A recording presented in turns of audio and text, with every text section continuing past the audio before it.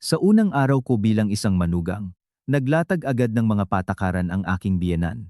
Ang sabi niya, kakain lang daw ako kapag tapos ng kumain ang buong pamilya. Tumango lang ako ng may ngiti. Pero kinabukasan, hindi ako naghanda ng hapunan, at ang binitawan kong salita ay nag-iwan sa kanya sa matinding pagkabigla.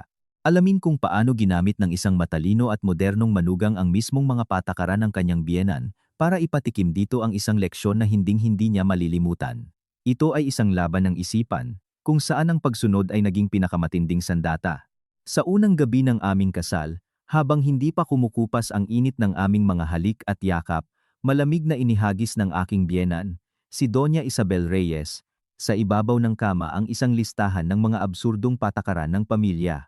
Ang asawang babae sa bahay na ito ay dapat alam ang kanyang lugar ang pinakamababa.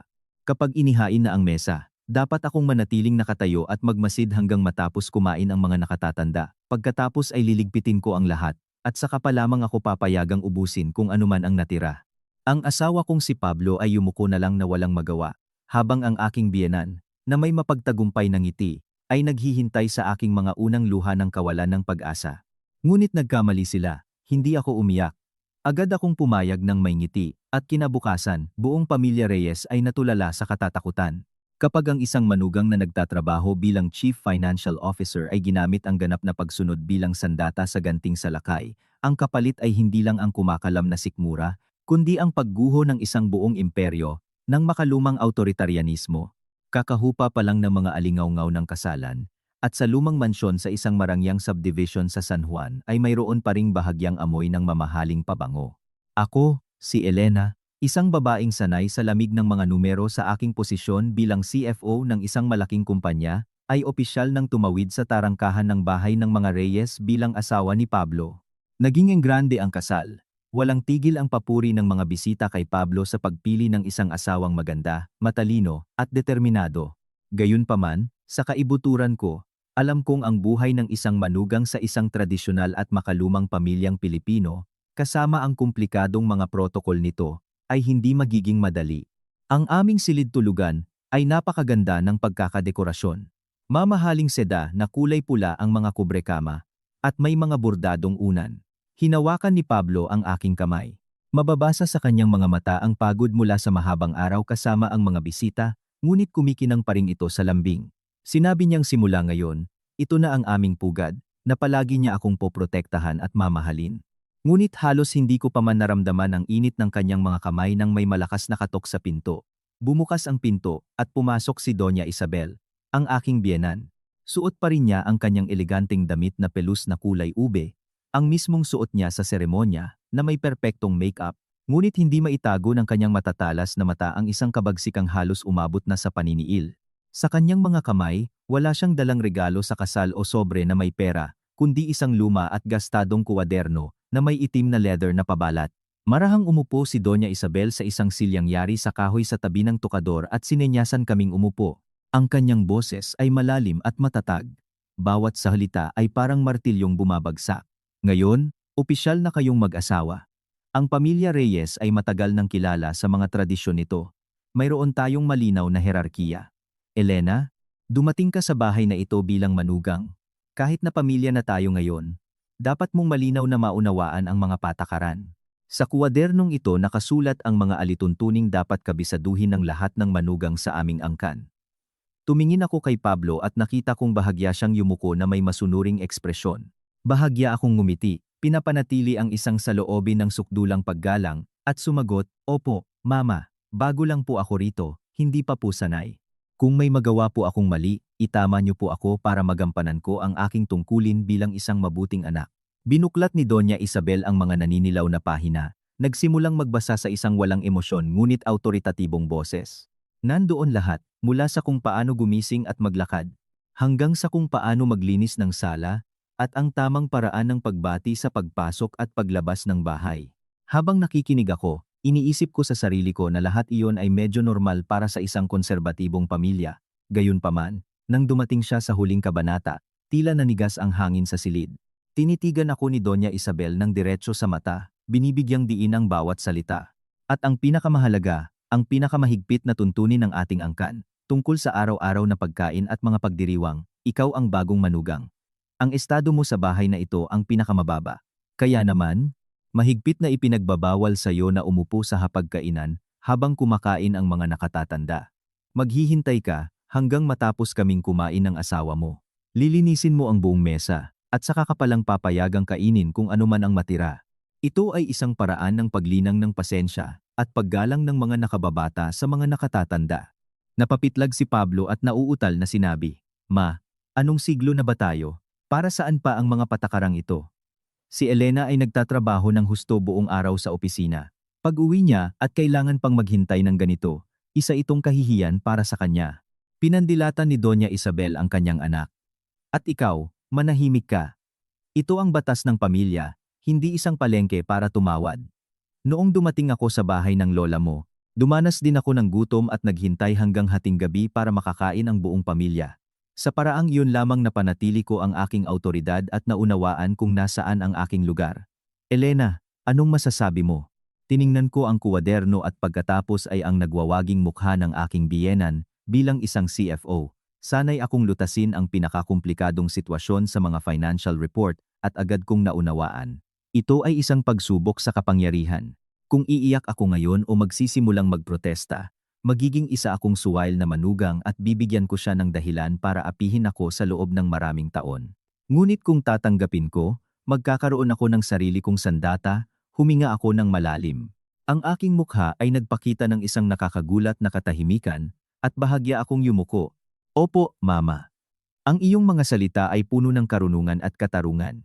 Nauunawaan ko na gusto ninyo ang pinakamabuli para sa akin, na nais ninyong linangin sa akin ang tunay na pasensya ng isang babaeng Pilipina.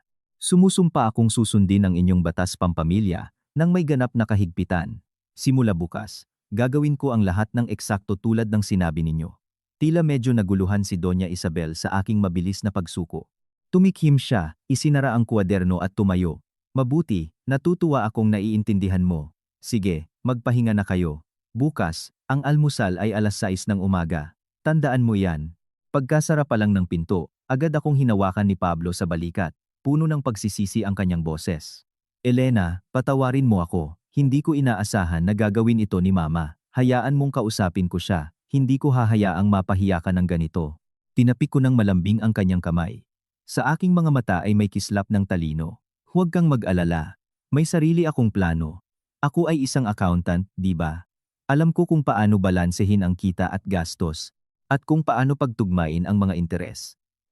Hayaan mong gawin ni Mama ang gusto niya. Makikita mo kung gaano magiging interesante ang patakarang ito.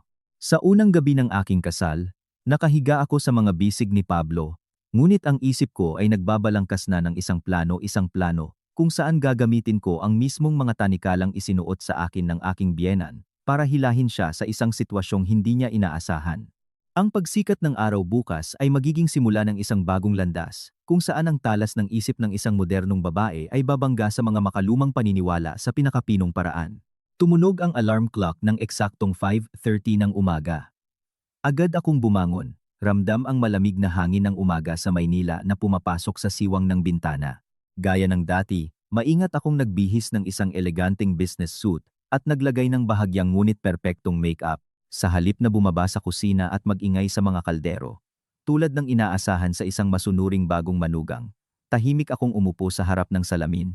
Inaayos ang aking mga kilay, at naglalagay ng isang patak ng magaan na pabango. Alas 6 ng umaga, bumaba ako sa sala. Si Doña Isabel ay nakaupo na sa hapagkainan, malinaw na mababasa sa kanyang mukha, ang pagkainip. Gising na rin si Pablo, na pilit na sinusubukang magtimpla ng matapang na tsaa. Nang makita ako, nagmamadali siyang tinawag ako.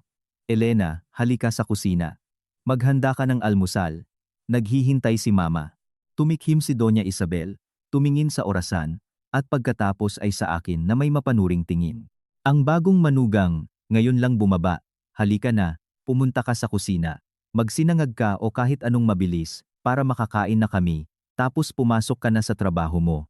Nanatili ako sa huling baitang ng hagdan, ngumingiti ng magiliw, ngunit ang aking mga paa ay hindi gumalaw ni isang hakbang patungo sa kusina. Ikinrus ko ang aking mga braso sa aking dibdib. Ang boses ko ay malambing ngunit malinaw. Opo, Mama. Naaalala ko pong mabuti ang inyong mga tagubilin kagabi. Sinabi ninyo na dahil sa aking mababang estado, Hindi ko dapat galawin ang hapagkainan o ang pagkain hanggat hindi pa tapos ang mga nakatatanda. Pinag-isipan ko pong mabuti. Kung pupunta ako sa kusina para maghanda, maghain sa mesa, baka aksidente kong mahawakan ang pagkain ninyo o ni Pablo bago kayo kumain. At iyon ay isang napakalaking kawalan ng respeto. Hindi ko po magagawang suwayin ang utos ninyo.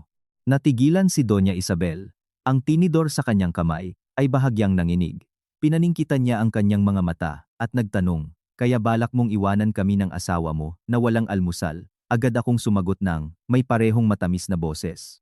Hindi po, sa anumang paraan. Ginagampanan ko lang po ang aking tungkulin.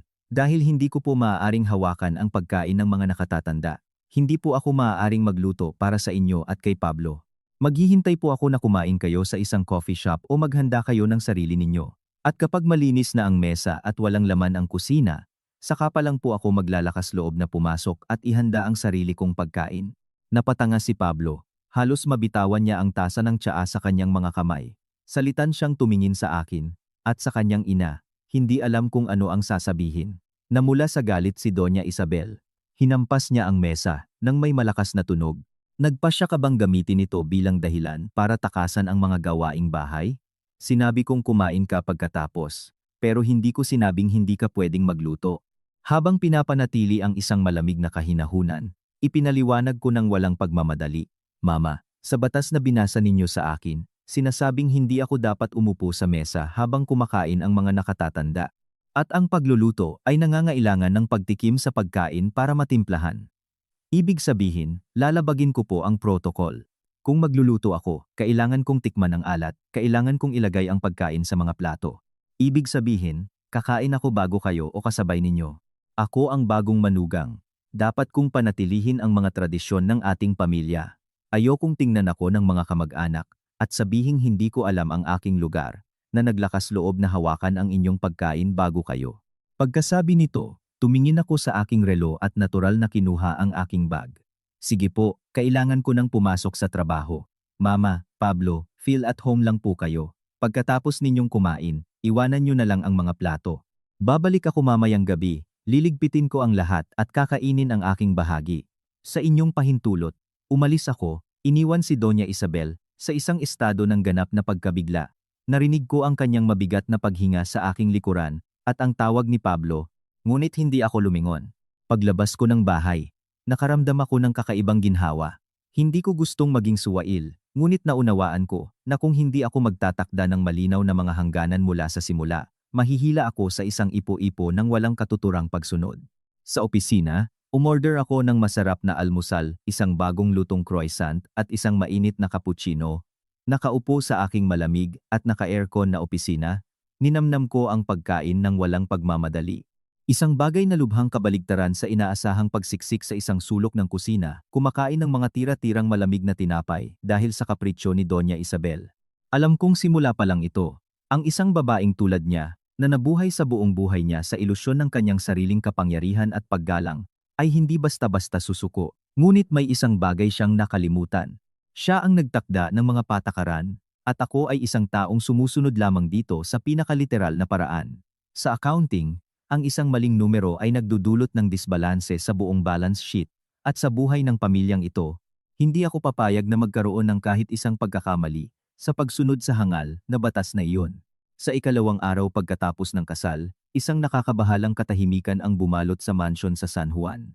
Karaniwan sa mga tradisyonal na pamilya, sa oras na iyon ay dapat maririnig ang kalansing ng mga kubyertos, ang bulong ng tubig, at ang masarap na amoy ng ginisang bawang. Ngunit ngayon, ang kusina ng mga Reyes ay malamig at walang laman. Nagising ako sa aking karaniwang oras. Walang pagmamadali kong ginawa ang aking morning skincare routine. Tumingin ako sa salamin. Ang aking mukha ay nagliliwanag, walang bahid ng pag-aalala. Pagbaba ko, nakita ko si Doña Isabel.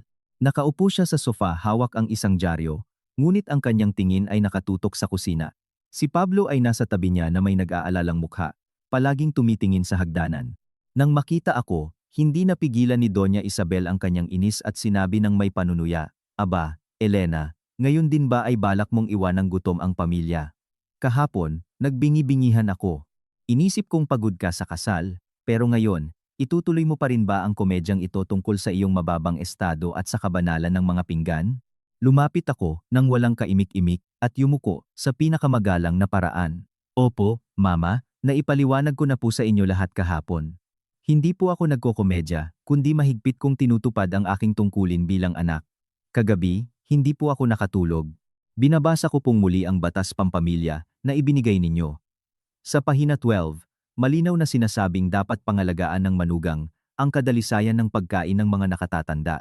Iniisip ko po na bagong gising, hindi pa naliligo at na maglilinis, wala po akong karapatang maghanda ng pagkain para sa inyo.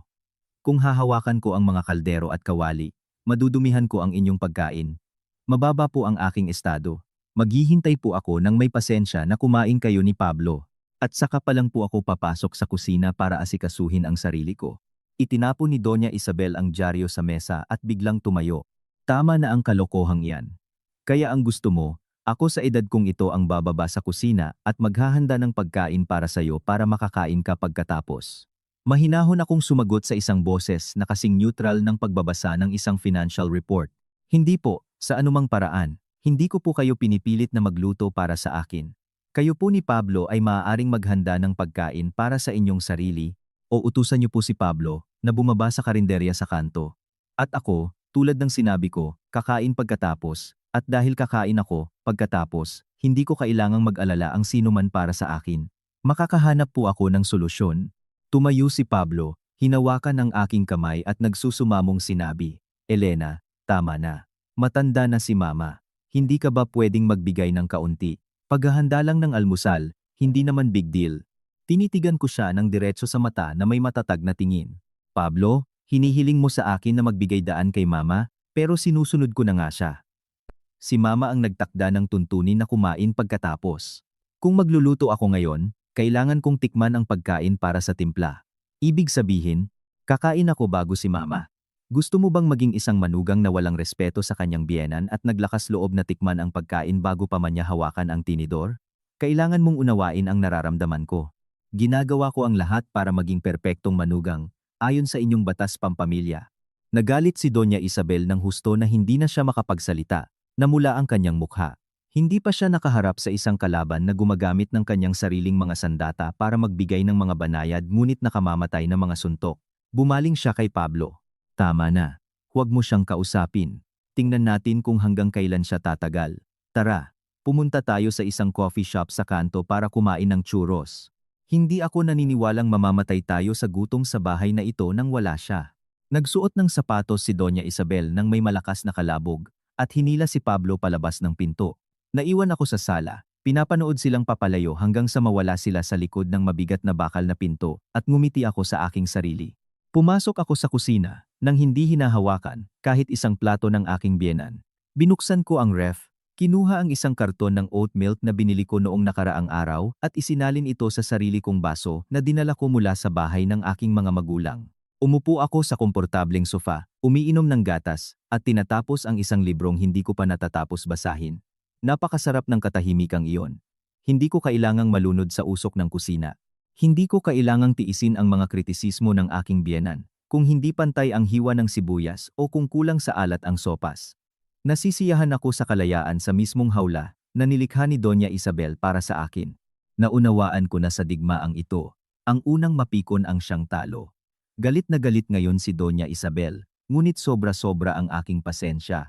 Ipapakita ko sa kanya na ang respeto ay hindi itinatayo sa mga absurdong at ipinataw na mga tuntunin, kundi sa pag-uunawaan at pagkakapantay-pantay. Kung gusto niyang maging mababa ako, magiging napakababa ko na siya mismo ang hindi makakatagal sa aking kababaan. Nang gabing iyon, umuwi ako mula sa trabaho ng medyo huli kaysa sa karaniwan. Pagpasok ko pa lang sa pintuan, naramdaman ko ang isang mabigat at madilim na kapaligiran. Mula sa kusina, may umaalingasaw na amoy ng instant noodles. Tila matapos ang aking welga sa umaga, pinili ng aking biyenan at ng aking asawa ang pinakamabilis na paraan upang punan ang kanilang mga tiyan. Nakaupo si Doña Isabel sa mesa sa harap ng isang plato ng namamagang noodles sa sabaw na halos tuyo na. Pinukol niya ako ng masamang tingin. Nabasag ang kanyang boses sa galit. Aba, Elena, isa kang tunay na kampeon. Nawala buong araw, iniwan ang iyong biyenan sa bahay na nalulunod sa murang pagkaing ito. May natitira ka pa bang konsensya? Nasaan ang iyong moralidad bilang asawa, bilang manugang? Ibinaba ko ang aking bag. Dahan-dahang hinubad ang aking takong at lumapit sa mesa. Hindi ako nagpakita ng takot o pagsisisi. Sa halip, ang aking mukha ay nagpapahayag ng matinding pag-aalala. Naku, Mama, bakit po kayo kumakain itong kemikal na ito? Nasaan po si Pablo?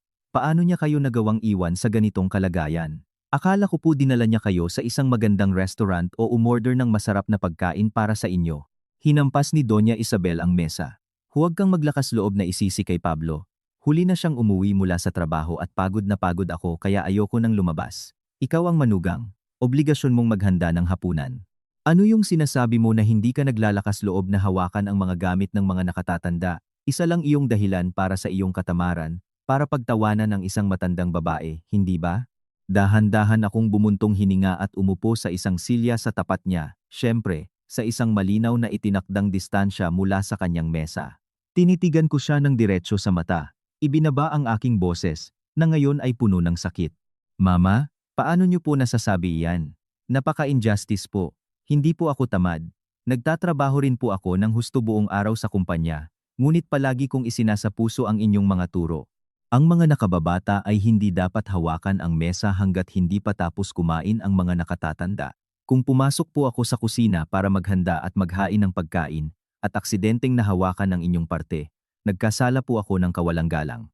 Sabi niyo po, dapat akong maghintay na kumain kayo, ligpitin ang lahat, at saka pa lang ako kakain. Sabihin niyo po sa akin, Mama, tapos na po ba kayo sa inyong hapunan? Kung kumain na po kayo at malinis na ang mesa, saka po ako maglalakas loob na pumunta sa kusina para ihanda ang sarili kong pagkain.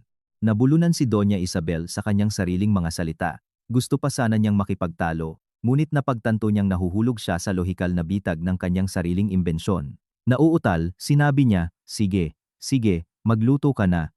Hindi ko ipinagbabawal sa iyong magluto para sa akin. Umiling ako na may di matitinag na ekspresyon. Hindi po pwede, Mama. Sa lahat ng bagay, dapat may kaayusan.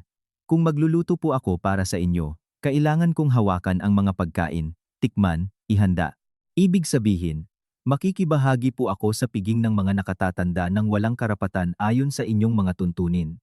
Kung gagawin ko iyon, at pagkatapos ay sasabihin ninyo na ako ay isang bastos na manugang na hindi gumagalang sa protocol at naglakas loob na pumantay sa inyo sa kusina, saan po ako magtatago sa kahihiyan?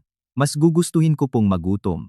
Mas gugustuhin kong tawagin ninyong tamad kaysa magkaroon ng reputasyon bilang isang bastos at ignorante na hindi gumagalang sa sinaunang batas ng pamilya Reyes. Ang aking mga salita ay bumagsak kay Doña Isabel na parang isang balding malamig na tubig. Natigilan siya ng ilang segundo na nakabuka ang bibig, ngunit hindi siya makapagsalita. Ang kanyang mga argumento, tungkol sa tungkulin ng manugang, ay binaluktot ko sa paraang naging hadlang ito para siya mismo ay makatanggap ng aking mga serbisyo. Sa sandaling iyon, pumasok si Pablo. Naramdaman ng tensyon, nagmamadali siyang namagitan. Mama, Elena, tama na. Itigil niyo na ang pagtatalo. Lalabas ako para bumili ng take-out na pagkain para sa lahat. Ngumiti ako sa aking asawa. Bumili ka lang para sa iyo at kay Mama. Nakapag-order na ako ng sarili kong pagkain online. Malapit nang dumating. Kakain ako sa isang sulok ng kusina pagkatapos ninyong kumain ni Mama. Mahigpit na ayon sa batas. Hindi ko magagawang guluhin ang marangyang piging ng mga nakatatanda. Pagkasabi nito, tumayo ako at umakyat sa aking silid. Iniwan si Doña Isabel na nakaupo roon kasama ang kanyang malamig na noodles at isang lumalaking pakiramdam ng mapait na pagkatalo. Alam kong hindi siya makakatulog ng gabing iyon. Nagsisimula na siyang mapagtanto na ang kapangyarihang labis niyang ipinagmamalaki ay nagiging mga tanikala na nagkukulong sa kanyang sariling kaginhawaan. At ako, ang kanyang masunuring manugang, ang may hawak ng susi. Ngunit mariin akong tumatangging buksan ang kandado dahil masyado akong abala sa pagtupad sa kanyang sariling batas. Sa umaga ng ikatlong araw, hindi bumuti ang sitwasyon sa bahay para kay Doña Isabel. Marahil, pagkatapos ng isang gabing pag-iisip, nagpasya siyang kung magpapakita siya ng katatagan, ako ay susuko. Gumising siya ng napakaaga, sinasadyang mag-ingay sa kusina sa pag-asang magigising ako, inaasahang dahil sa kaba o takot ay bababa ako para humingi ng tawad. Ngunit ako ay kalmado, na parang bato. Bumangon ako ng alas 6. Nag-make up ako na mas maganda pa kaysa dati. Pagbaba ko sa sala, nakita ko si Doña Isabel sa hapagkainan na may isang plato ng malamig at tuyong empanada na binili sa isang kiosk. Si Pablo ay nakaupo sa tabi niya na may simangot, tinutusok ang isang empanada gamit ang tinidor. Nang makita ako, itinaas ni Doña Isabel ang kanyang baba. Ayan na siya, naging hotel na ang bahay na ito. Walang disenteng pagkain, walang hapunan. Masaya ka na ba ngayon, ha? Lumapit ako na may takot na mukha. Diyos ko, Mama, bakit po kayo kumakain nitong mga empanada sa kalye? Pablo, bakit hindi ka bumangon ng maaga para ihanda si Mama ng toast? Matanda na si Mama. Baka sumakit ang tiyan niya sa pagkaing ito. Bumuntong hininga si Pablo. Hindi kasi ako marunong magluto ng kahit ano, Elena, at hindi ka nagluluto, at ayaw ni Mama pumasok sa kusina. Pinutol ko siya. Ang aking boses ay puno ng pagsisisi, ngunit matalas na parang kutsilyo. Mama, patawarin niyo po ako. Gusto ko po sanang magluto para sa inyo, pero takot po ako. Natatakot po ako sa inyong batas. Sinabi niyo po na ako ang may pinakamababang estado na dapat akong kumain ng huli. Pinag-isipan ko pong mabuti. Kung magluluto ako ng isang kalderong sopas, kayo po ang unang kakain at ako ang huli. Kung gayon, mas kaunti na ang sabaw at hindi na gaanong sariwa ang karne. Lalabas na kumakain ako ng mga tira mula sa inyong marangal na mesa o pinipilit ko kayong kumain mula sa parehong kaldero na kinakainan ko. Isa po iyong matinding kawalan ng respeto. Kaya nagpasya po ako na, para mapanatili ang inyong kadakilaan, hinding-hindi na ako magluluto sa parehong mga gamit na ginagamit ninyo. Hinampas ni Doña Isabel ang mesa. Tigilan mo na iyang sarkastikong tono mo. Gusto mo bang wasakin ang pamilyang ito sa iyong baluktot na lohika? Tiningnan ko siya at ang aking tingin ay naging ganap na tapat. Hindi po ako nagiging sarkastiko, nagsasalita po ako mula sa puso. Gusto ninyong malaman ko kung nasaan ang aking lugar. Alam ko na po. Ang lugar ko po ay hindi hawakan ng inyong mesa, kaya tutuparin ko iyon ng perpekto. Mula ngayon, ako na po ang bahala sa sarili kong pagkain at kayo ni Pablo, gawin nyo ang gusto nyo. Sa gayon, palagi kayong magkakaroon ng malinis at sagradong mesa at itong mababang estado na manugang ay hindi na kayo muling guguluhin. Sa sandaling iyon, tumunog ang doorbell. Binuksan ko ito. Isang delivery rider ang nag-abot sa akin ng isang bag na may pagkain na napakabango. Dinala ko ito at inilagay sa ibabaw ng kitchen counter. Siyempre, sa isang hiwalay na counter, malayo sa mesa ni Doña Isabel. Ang amoy ng mainit na steak na may bawang at isang bagong lutong baget ay pumuno sa buong silid. Tinabunan ang amoy ng malamig na empanada sa mesa ng aking biyenan. Tiningnan ni Doña Isabel ang aking bag, at pagkatapos ang kanyang mga empanada, namutla ang kanyang mukha sa galit, at marahil sa inggit. Napagtanto niyang habang sinusubukan niyang gamitin ang batas para pilitin akong kumain ng mga tira, ginagamit ko ito para kumain ng mas masarap kaysa sa kanya. Kalmado kong binuksan ang mga lalagyan, kumuha ng kutsilyo at tinidor, at nagsimulang kumain ng may gana. Nakatayo sa tabi ng counter. Hindi ko siya inanyayahan o si Pablo sa isang napakasimpleng dahilan. Hindi ako naglalakas loob na anyayahan ng aking ina at asawa na kumain ng pagkain ng isang taong may mababang estado. Natatakot akong paikliin ang buhay ni Mama. Tumingin sa akin si Pablo. Mababasa sa kanyang mga mata ang isang malinaw na kawalan ng pag-asa, ngunit kasabay nito, isang tiyak na paggalang.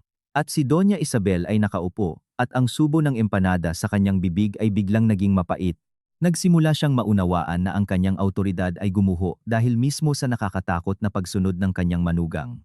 Sa labanang ito, hindi ako nagsabi ng kahit isang insulto, hindi ako gumawa ng kahit isang bastos na kilos, ginamit ko lang kung ano ang ipinataw niya sa akin, at alam kong ito ang unang aral na dapat niyang matutunan. Ang respeto ay dapat itayo sa pagmamahal, hindi sa mga sinaunang dogma. Mananatili akong masunurin hanggang sa maunawaan niyang, ang kanyang batas ay isang pader na naghihiwalay sa kanya sa isang tunay na masayang pamilya. Dahan-dahan po sa pagkain, Mama, sabi ko ng malakas, ninanamnam ang isang makatas na piraso ng karne. Hihintayin ko po kayong matapos at liligpitin ko ang inyong mga plato. Isa po akong mabuting manugang, huwag po kayong mag-alala. Hindi sumagot si Doña Isabel, tumayo siya, itinapon ang kalahating kinain na empanada, dumiretso sa kanyang silid at isinara ang pinto ng malakas. Nagkatinginan kami ni Pablo. Bahagya siyang umiling, at alam kong nanalo na naman ako, sa isa pang round sa psychological war na ito. Matapos ang 3 araw ng tensyonadong komprontasyon, ang hangin sa mansyon sa San Juan ay naging mabigat na parang tingga.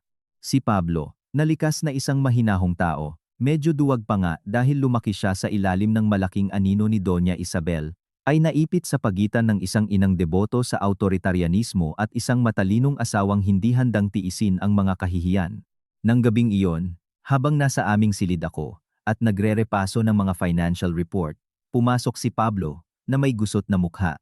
Lumubog ang kanyang mga mata dahil sa kakulangan sa tulog.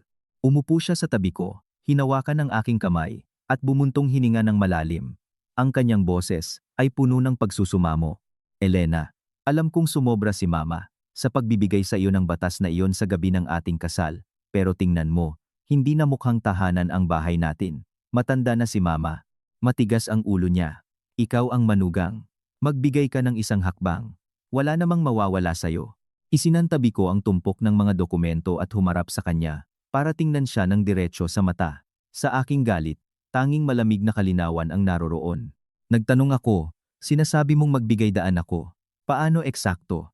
Sinaway ko ba si Mama sa kahit anong bagay? May nilabag ba akong kahit isang tuntunin sa kanyang batas? Nag-atubili si Pablo, kinukuskus ang kanyang mga kamay. Sinabi, well, formal na ginagawa mo ang sinabi niya, pero ginagawa mo ito sa isang masyadong radikal na paraan. Sinabi ni Mama na kumain ka pagkatapos, pero hindi niya sinabing hindi ka pwedeng magluto para sa lahat.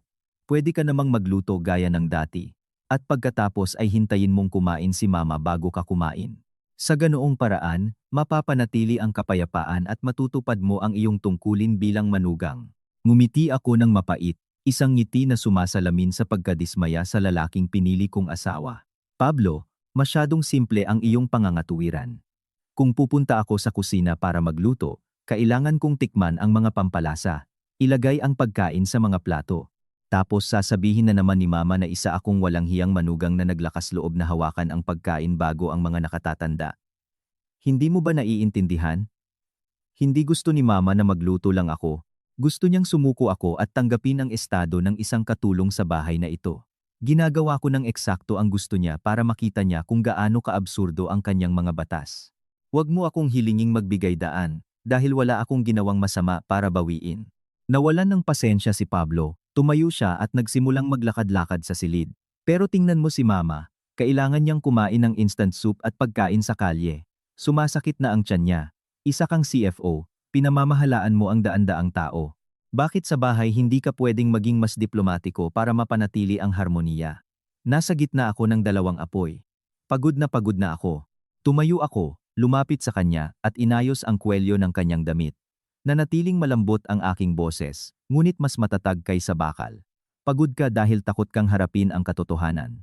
At ang katotohanan ay ginagamit ng iyong ina ang mga barbarong bakas ng nakaraan para hiyain ang kanyang manugang. At gusto mong tanggapin ng iyong asawa ang mga kahihiyang iyon para sa iyong sariling kapayapaan. Pablo, mahal kita. Kaya ako pumunta sa bahay na ito. Ngunit hindi ako tinanggap bilang isang alipin ng mga ideya mula sa ika-18 na siglo. Mahigpit kong sinusunod ang mga patakaran ng iyong ina. Saan mo ako sinisisi? Kung naaawa ka kay Mama, bakit hindi ka mismo pumunta sa kusina at ihanda ang kanyang hapunan? O naniniwala ka rin bang ang kusina ay para sa mga babae at ang mga babaeng may mababang estado ay dapat tiisin ang kahihiyan? Walang masabi si Pablo. Tinitingnan niya ako na parang isang estranghero. Marahil hindi niya naisip na ang isang babaeng may ganoong kahinhinan at delikadong hitsura ay maaaring magtaglay ng ganoong katibay na lohika at di matitinag na determinasyon. Hindi niya ako masagot dahil bawat salita ko ay nakabatay sa mismong batas na isinulat ni Doña Isabel gamit ang kanyang sariling kamay. Walang magawang ibinaba niya ang kanyang mga braso at tahimik na lumabas ng silid. Nang makita ang kanyang nakayukong likod, nakaramdam ako ng kaunting awa para sa kanya, ngunit alam kong hindi ako maaaring manghina. Kung magbibigay daan ako ngayon, buong buhay akong maglalakad na nakayuko sa sarili kong bahay. Ang laban na ito ay hindi lamang para sa aking tiyan, kundi para sa dignidad ng tao at pagkakapantay-pantay ng babae sa pamilya. Kinagabihan, pagkatapos ng isang matinding araw sa kumpanya, nagpasya akong magpakasawa sa isang marangyang hapunan. Dumaan ako sa supermarket at bumili ng mga sariwang sugpo, mantikilya, bawang, at isang bote ng white wine. Pag-uwi ko sa bahay, nakita kong nakaupo sina Doña Isabel at Pablo sa mesa, kung saan mayroon lamang isang plato ng tuyong munggo at ilang murang pinainit na kroketas. Magalang akong bumati at marahang nagtungo sa kusina. Sa mahigpit na pagsunod sa batas, nanatili akong nakatayo. Sumandal ako sa ref, tahimik na pinapanood silang kumain. Si Doña Isabel, habang ngumunguya, ay pasulyap-sulyap sa akin, at pagkatapos, sa isang pakunwaring paraan, tinusok ang isang piraso ng kroketa at, habang naglalagutok ang kanyang dila, Sinabi, ito ang tunay na lutong bahay na kroketa, hindi tulad ng mga sosyal na pagkain na pampataba lang. Ngumiti ako at nanahimik. Hinintay kong ibaba ni na Pablo at Doña Isabel ang kanilang mga kubyertos at nagsimula akong kumilos. Hinintay kong tumayo si Doña Isabel mula sa mesa, pumunta sa sala at buksan ang telebisyon para manood ng kanyang telenovela. Saka lamang ako nagsimulang kumilos. Hindi ko ginamit ang karaniwang mga gamit, kundi inilabas ko ang aking sariling set ng mga kagamitan na binili ko para sa aking sarili. Ang amoy ng ginisang bawang sa mantikilya ay agad na kumalat sa buong apartment. Pumasok ito sa mga pinto ng sala at umakyat sa ikalawang palapag. Ang nakahahalina na amoy ng inihaw na sugpo ay nagpasigla sa dating madilim na kapaligiran ng apartment. Narinig kong humina ang volume ng telebisyon sa sala at sa halip ay narinig ang patuloy na pag-ubo ni Doña Isabel. Kalmado kong inayos ang makikinang na pulang sugpo sa isang plato. Hindi ako umupo sa pangunahing hapagkainan, kung saan kakatapos lang ng aking biyenan, kundi umupo ako sa kitchen bar. Ang matamis at siksik na laman ng sugpo, kasama ang mayamang mantikilya at amoy ng bawang. Ito ay isang tunay na kasiyahan. Hindi ito natiis ni Doña Isabel. Pumasok siya sa kusina, tumayo na nakapamaywang at tinitigan ako. Elena, anong klaseng asal iyan? Bumibili ka ng napakamahal na pagkain at kinakain mo mag-isa. Hindi ka ba nahihiya? May matanda kang biyenan at asawa sa bahay at ni hindi ka man lang nag-alok ng isang piraso bilang kortesiya. Ibinaba ko ang tinidor. Pinunasan ko ang aking bibig ng isang serbyeta at tiningnan siya na may pinaka-inosenteng ekspresyon. Opo, Mama. Kayo po mismo ang nagturo sa akin. Ang mga nakababata ay hindi dapat hawakan ang pagkain ng mga nakatatanda at walang karapatang umupo sa iisang mesa. Ang pagkaing ito ay binili ko gamit ang aking pera. Ako po ay isang taong may mababang estado. Paano po ako maglalakas loob na alukin kayo, Mama, ng mga sugpo na ito? Kayo, mga nakatatanda, ay kumakain ng simpleng munggo. Ito ay perpektong tumutugma sa inyong marangal na konserbatibong diwa. Kung iaalok ko sa inyo ang napakatabang pagkaing ito, at tumaas ang inyong presyon o sumakit ang inyong tiyan, paano ko po malilinis ang aking sarili sa ganoong kasalanan? Ginagawa ko po ito para mapanatili ang pagpapasakop at protektahan ang inyong kalusugan. Natahimik si Doña Isabel. Nakatutok ang kanyang mga mata, sa mga sugpo na kalahati na lang. Sa totoo lang, mahilig siyang kumain ng masarap, ngunit ang kanyang pagmamataas at ang mga patakarang siya mismo ang nagtakda ang nagsara ng daan sa kasiyahan. Itinuro niya ako gamit ang nanginginig na daliri. Isa kang makasarili. Ginagastos mo ang pera ng anak ko para mabuhay sa luho ng mag-isa. Kalmado akong sumagot. Mama, ito po ang sahod ko bilang CFO. Mula nang dumating ako rito, hindi pa ako gumastos ng kahit isang sentimo ng pera ni Pablo. Bukod dito, dahil kumakain ako ng hiwalay ayon sa inyong mga tuntunin, dapat kong malinaw na ihiwalay ang pananalapi para hindi kayo mag-alala na kinakain ko ang budget ng pamilya. Kinakain ko ang sa akin, kinakain ninyo ang sa inyo. Ito ay ganap na makatarungan, hindi po ba Mama? Galit na tumalikod si Doña Isabel at umakyat sa hagdan. Ang kanyang mga hakbang ay malakas na umalingaw-ngaw sa kahoy na hagdanan. Tiningnan ko ang plato ng sugpo, at pagkatapos ay sa sala kung saan tahimik na nanatili si Pablo na nakayuko. Masarap ang pagkain, ngunit may bukol sa aking tiyan. Hindi ko naisip na hiwalay kaming kakain palagi, ngunit kung hindi magbabago si Doña Isabel, matagal akong magiging isang nag-iisang gourmet. Sa linggo ng umaga, habang nagsisimulang sumilip ang mga sinag ng araw sa mga dahon ng subdivision sa San Juan, nagpasya si Doña Isabel na maglunsad ng isang pangkalahatang opensiba. Ipinatawag niya kami ni Pablo sa sala. Hawak pa rin niya ang lumang kuwaderno na may batas. Ang kanyang mukha ngayon ay puno ng galit. Ang kanyang maninipis na labi ay nakatikom sa isang tuwid na linya. Malakas niyang inihampas ang kuwaderno sa kahoy na mesa. Ang tuyong tunog ay umalingaw-ngaw sa tahimik na silid. Ipinatawag ko kayong dalawa para linawin ang mga bagay-bagay. Elena, isang linggo ka nang naninirahan sa bahay na ito bilang manugang, ngunit ang ginagawa mo ay lumampas na sa hangganan ng aking pasensya. Ginagamit mo ang batas pampamilya bilang dahilan para pagtawanan ang iyong biyenan at iwasan ang iyong mga responsibilidad. Tingnan mo, mula nang dumating ka, may apoy bang sumindi sa kusinang ito kahit minsan? Tinatrato mo ang bahay na ito na parang hotel. Umaalis ka, dumarating, nag-o-order ng mamahaling pagkain, binabalewala ang iyong pamilya. Anong klaseng tao ka? Napanatili ko ang isang huwarang kahinahunan, nakaupo ng tuwid na may mga kamay sa aking mga tuhod. Mama, pinakinggan ko po kayo sa lahat ng oras, at sinunod ko ng eksakto ang itinuro ninyo sa gabi ng kasal. Sinabi ninyong kumain ako pagkatapos, at kumakain po ako pagkatapos. Sinabi ninyong huwag hawakan ang mesa hanggat hindi pa tapos kumain ang mga nakatatanda, at hindi po ako naglakas loob na saktan ang inyong damdamin. Sinabi ninyong ako ang bagong manugang na may pinakamababang estado. At ni minsan ay hindi po ako naglakas loob na umupo sa tabi ninyo na parang kapantay. Hindi ko po maintindihan kung ano ang nagawa kong mali para magalit kayo ng ganito. Sumigaw si Doña Isabel, huwag mo akong paikutan sa iyong matatamis na salita. Ang ibig kong sabihin, dapat mo kaming ihanda ng hapunan, hintayin kumain, at pagkatapos ay kainin ang natira. Hindi na iwanan kaming mamatay sa gutom habang ikaw ay bumibili ng mga delikatesen para sa iyong sarili. Ikaw ang manugang. Una, dapat mong alagaan ang iyong biyenan at asawa, at pagkatapos ang iyong sarili. Bahagya akong bumuntong hininga na may ekspresyon ng matinding paghihirap. Mama, itinuro niyo po sa akin na hindi maaaring hawakan ng mga nakababata ang pagkain ng mga nakatatanda. Kung maghahanda po ako ng hapunan, kailangan ko itong tikman, na nangangahulugang kakain ako bago kayo. At kung ihanda ko ang pagkain at aksidenteng mahawakan ang inyong gamit, isa itong kasalanan ng kawalang galang.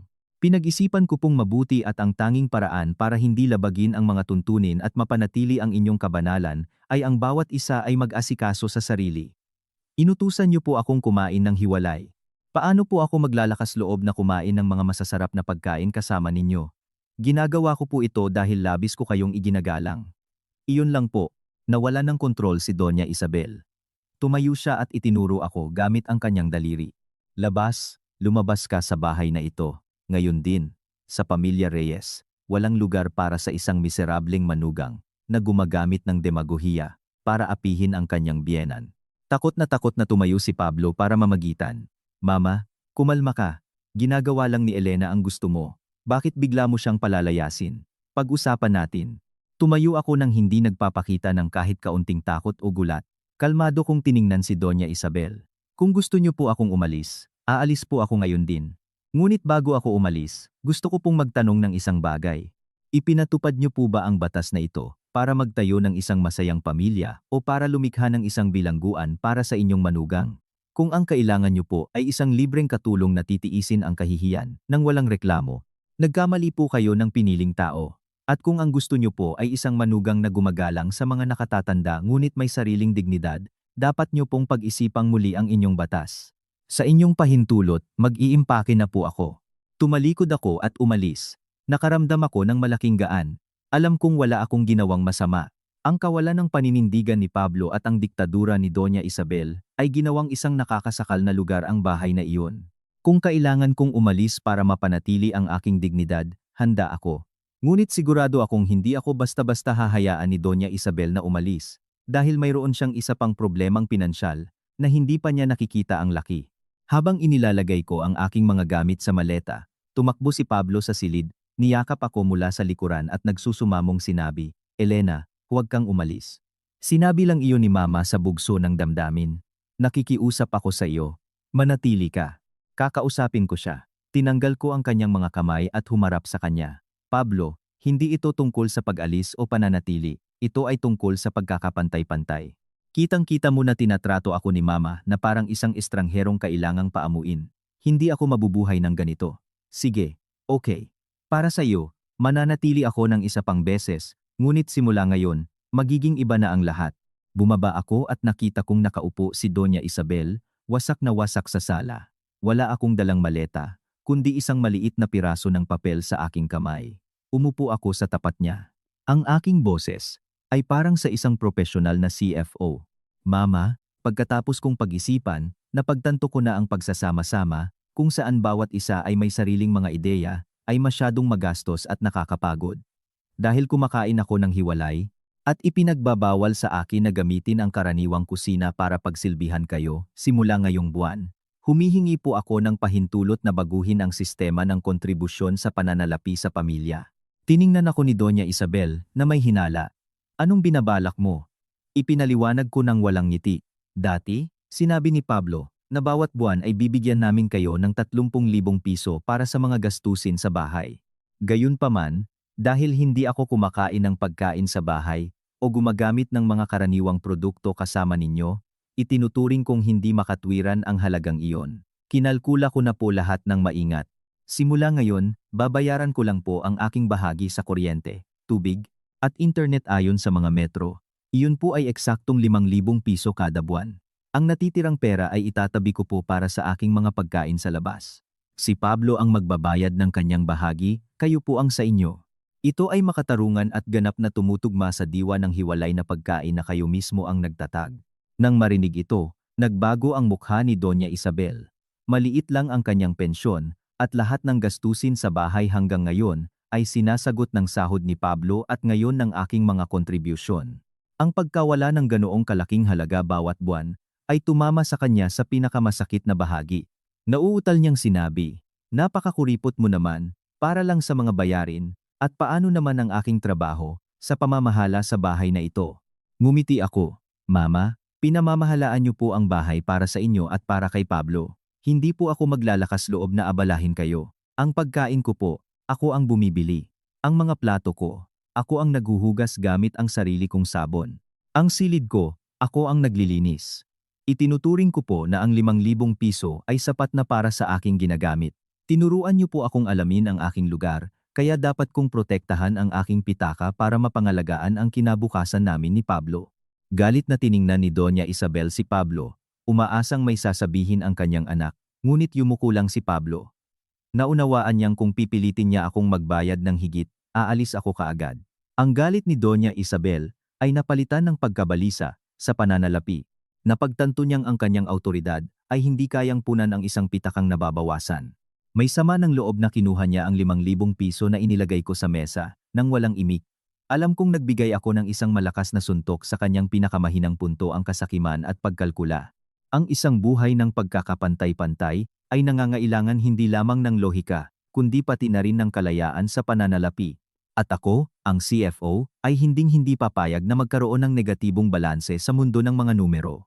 Matapos ang 3 araw ng pagkain ng instant soup at pagkain sa kalye para pasukuin ang kanyang manugang, si Doña Isabel, na mayroon ng gastritis, ay nagsimulang magkaroon ng mga problema sa kalusugan. Lumala ang kanyang talamak na sakit, at buong hapon siyang nakahawak sa kanyang tiyan na may mga grimace ng sakit.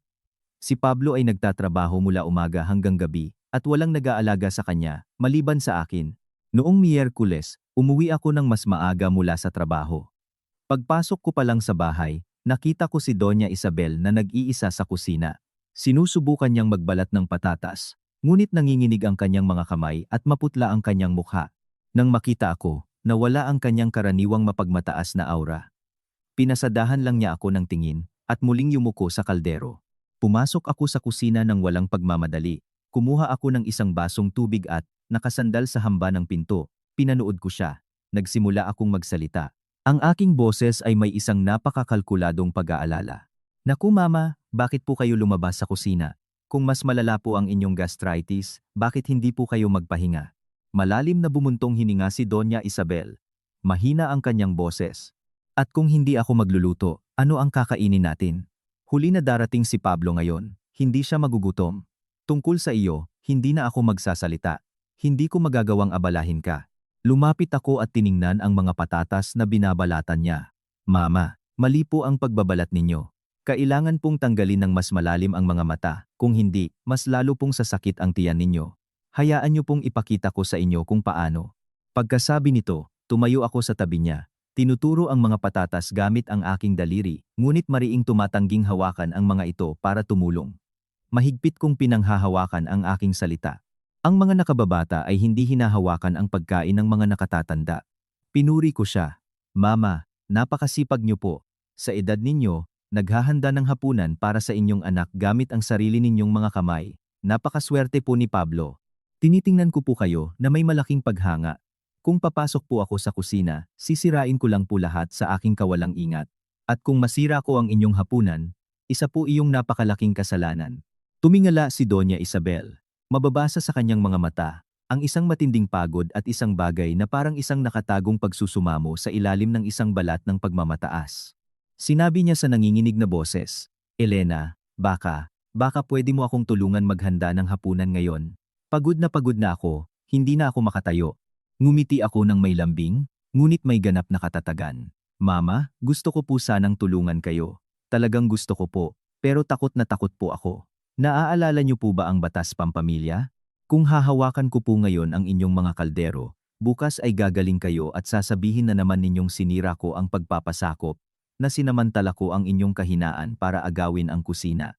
Mas gugustuhin ko pong hayaan kayong maghirap ng kaunti ngayon, kaysa magalit kayo sa aking bastos na pag-uugali. Tiyaga lang po, Mama, malapit na po kayong matapos. Pagkasabi nito, dahan-dahan akong umakyat para maligo, iniwan si Doña Isabel na nag-iisa sa gitna ng malamig na kusina. Alam kong malupit ako, ngunit kailangan ang kalupitang iyon para maunawaan ni Doña Isabel ang halaga ng suporta. Dati, itinuturing niyang obligado ang manugang na magluto, na isang malaking pabor sa kanyang bahagi na payagan ang manugang na pagsilbihan siya. Ngayon, dapat niyang maunawaan na, sa pagkakait sa isang tao ng pagkakapantay-pantay, ipinagkakait niya sa kanyang sarili ang karapatang tumanggap ng tulong. Nang gabing iyon, umuwi si Pablo at natagpuan ang kanyang ina na nakahiga sa sofa na walang lakas at isang gulo sa kusina. Tumakbo siya sa aking silid para hanapin ako na may mga paninisi. Elena, bakit nakita mong masama ang pakiramdam ni Mama at hindi mo siya tinulungan? Lumalagpas ka na sa lahat ng hangganan. Kalmado kong tiningnan ang aking asawa. Buong hapon akong nasa tabi ni Mama. Pinapalakas ang kanyang loob at binibigyan ng mga payo. Ano ang tawag mo sa pagtulong? Ang hawakan ang pagkain ni Mama at mapagalitan sa paglabag sa batas. Mahigpit kong pinapanatili ang protokol ng inyong pamilya. Kung naaawa ka kay Mama, simula bukas, humingi ka ng paalam na umalis ng maaga sa trabaho at ipagluto mo siya. Huwag mong ipasa sa akin ang lahat ng responsibilidad kung ang sarili mong ina ang nagbawal sa akin na hawakan ang kanyang pagkain. Natahimik si Pablo. Napagtanto niyang sa pamilyang iyon, lahat ng mga tuntunin ay bumabalik laban sa mga lumikha nito.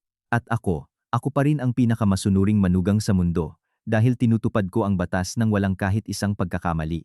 Matapos ang mahabang araw ng Cold War, biglang nagkaroon ng bagong simoy ng buhay sa mansyon sa San Juan. Ngunit hindi ito ang init ng pagkakaisa ng pamilya, kundi ang simula ng isang bagong intriga ni Doña Isabel. Noong Sabado ng umaga, habang tahimik akong umiinom ng tsaa sa tabi ng bintana, pumasok si Doña Isabel sa sala na may nakakagulat na solemne na hakbang. Nakasuot siya ng isang damit na seda na kulay krema, at sa kanyang mga labi ay may isang ngiti na sigurado akong nagtatago ng isang intensyon.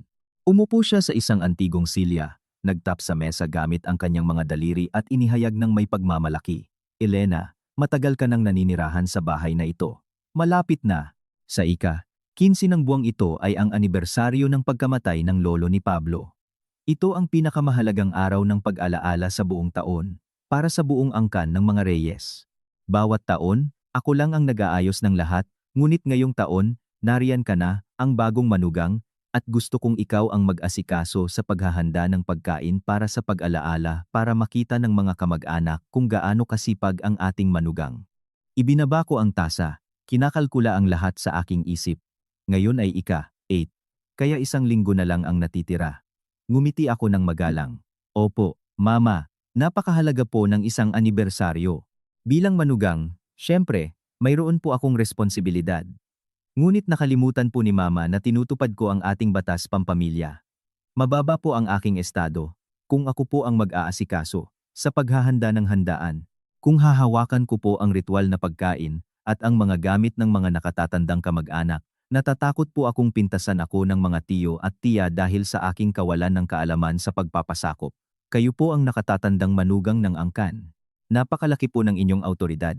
Paano po ako maglalakas loob na humadlang sa inyong daan? Gumawa ng isang kilos ng pagwawalang bahala si Doña Isabel. Sa kanyang mga mata ay kumislap ang pagkalkula.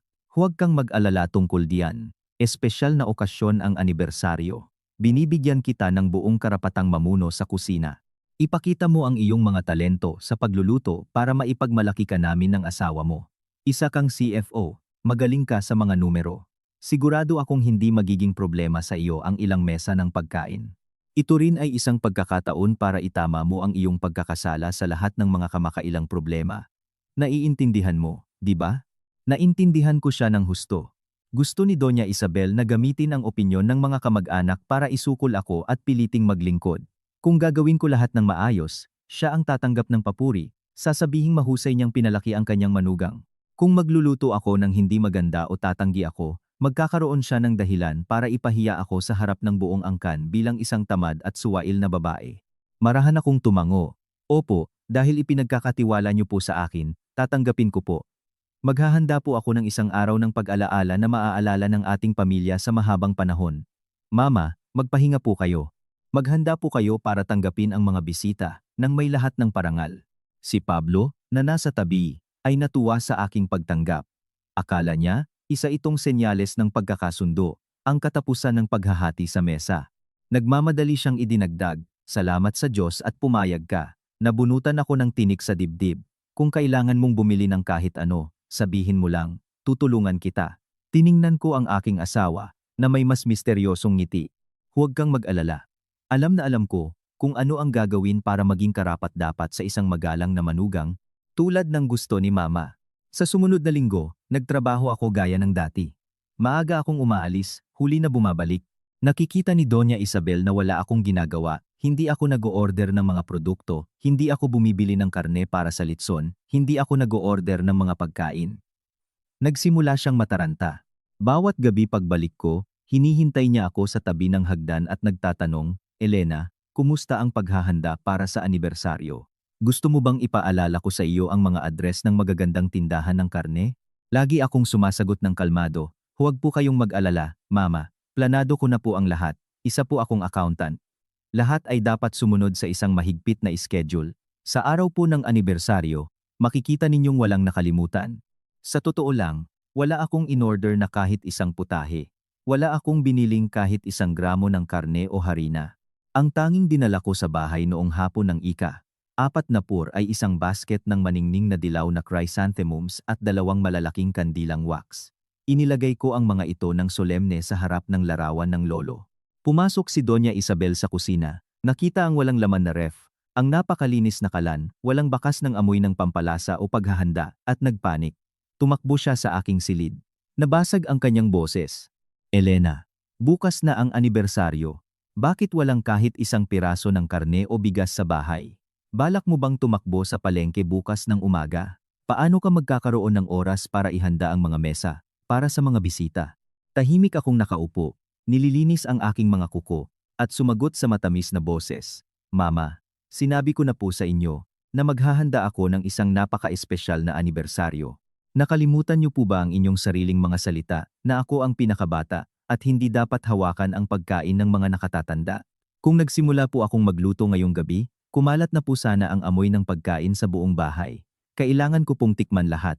Nagkasala po ako bago pa man magsimula ang anibersaryo. Naghanda po ako ng isang personal na sorpresa para sa inyo bukas ng umaga. Matulog po kayo ng maaga para tanggapin bukas si Tito Fernando at ang lahat ng ating mga kamag-anak sa inyong buong karangalan. Kalahati lang akong pinaniwalaan ni Doña Isabel, ngunit nang makita ang aking kumpiyansa, kumalma siya. Iniisip na malamang ay nag-order ako ng catering mula sa isang restaurant at bukas ay ihahatid lahat. Pumunta siya sa kanyang silid na may sama ng loob. Sinasabi sa huli, gawin mo ang gusto mo, pero kung bukas ay ipapahiya mo ako sa harap ng mga kamag-anak, hindi kita patatawarin. Pinanood ko siyang papalayo at tahimik na tumawa sa aking sarili. Ang sorpresang inihanda ko para sa kanya ay maaalala niya hanggang sa pagtanda niya. Sa larong ito, ang nagdidikta ng mga patakaran ang siyang nananalo at ipapakita ko kung gaano kahusay gagana ang kanyang mga patakaran sa praktika sa isang malaking pagtitipon ng pamilya. Maaga pa lang ng umaga ng ika-15, ang lumang mansyon sa San Juan ay napuno ng bulungan ng mga boses.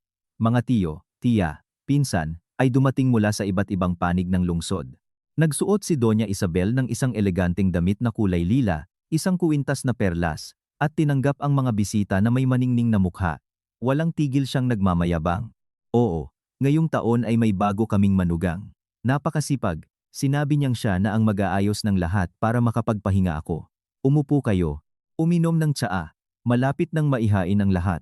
Ang mga tiyahin sa panig ng mga reyes, nakilala sa pagiging kritikal, ay tumango bilang pagsang-ayon.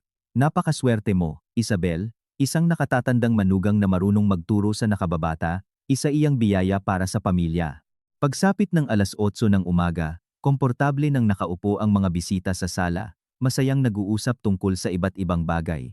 Ngunit ang kakaiba ay mula sa kusina, wala man lang marinig na tunog ng mga kutsilyo, o amoy ng ginisang bawang, o isang masustansyang sabaw. Si Pablo ay paikot-ikot, hindi mapakali, salit-salitang tumitingin sa kusina at sa kanyang asawa. Ako naman, nakasuot ng isang mahigpit na business suit at maayos na nakatali ang buhok, ay paikot-ikot na may dalang bandehado, elegante na nagsisilbi ng tsaa sa mga bisita. Sa lahat ng mga tanong, magalang akong sumasagot. Opo, sige po. Habang ngumingiti ng aking pinakakaakit-akit ng ngiti. Pagsapit ng alas 9, tumingin sa kanyang relo si Tito Fernando, ang pinakamatanda sa angkan, at nagtanong kay Doña Isabel.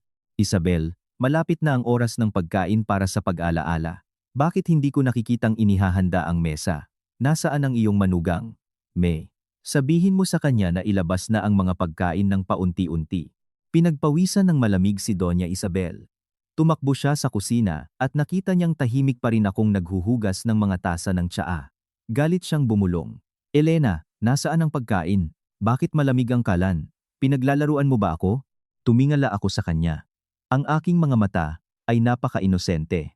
Mama, hinihintay ko po kayo. Naghanda po ako ng tsaa at inumin para sa mga bisita. At tungkol po sa ritual na pagkain at tanghalian para sa mga nakatatanda, binalaan ko na po kayo. Mababa po ang aking estado.